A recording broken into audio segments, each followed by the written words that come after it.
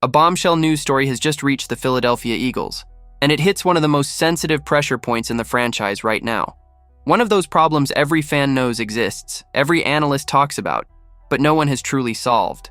And the most interesting part, the possible solution doesn't come from the draft, doesn't come from young development projects, and doesn't come from long-term bets. It comes ready-made from the NFL, proven, tested, validated, with the potential for immediate impact.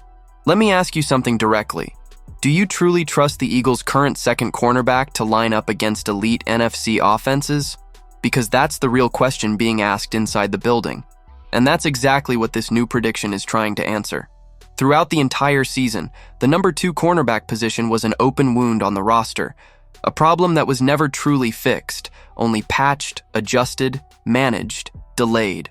Adoree Jackson, Keely Ringo, Jacorian Bennett, all were tested at different moments.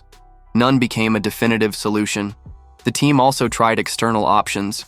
They pursued Jair Alexander, who ended up stepping away from football. They tried to bring back Darius Slay, but lost that claim to the Buffalo Bills.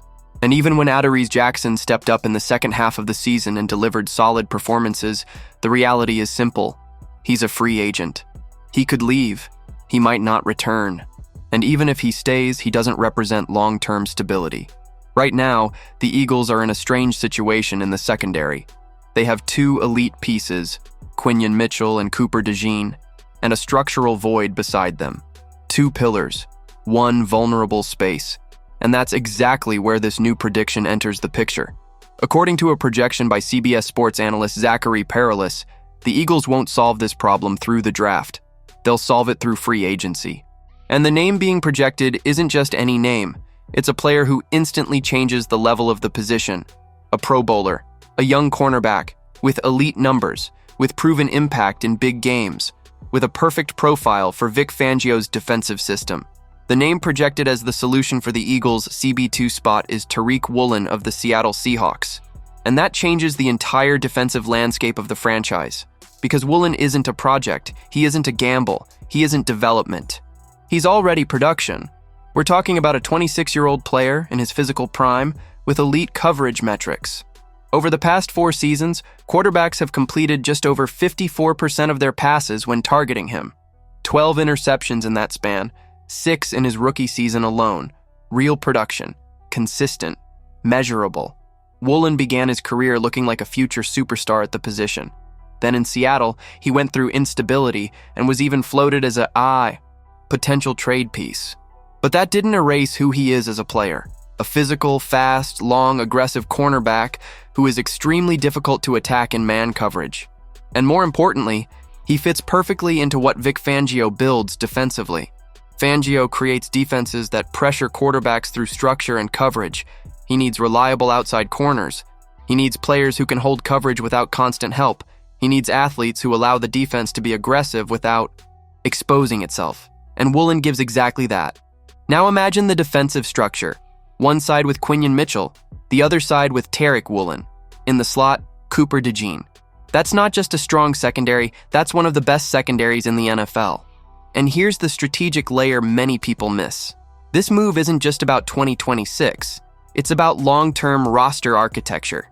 The Eagles know contracts are coming due. They know tough financial decisions are ahead. They know they won't be able to keep every young star at the same time. So their model has always been the same. Solve future problems before they become crises. They don't wait for holes to appear. They build replacements before collapse. They did it with quarterbacks. They did it with the offensive line. They did it with the defensive line. And now they may be doing it in the secondary. Adding a high-level cornerback now isn't just reinforcement. It's structural protection. There's also the market factor. Woolen is set to play in the Super Bowl with the Seahawks against the New England Patriots. After that, he becomes a free agent.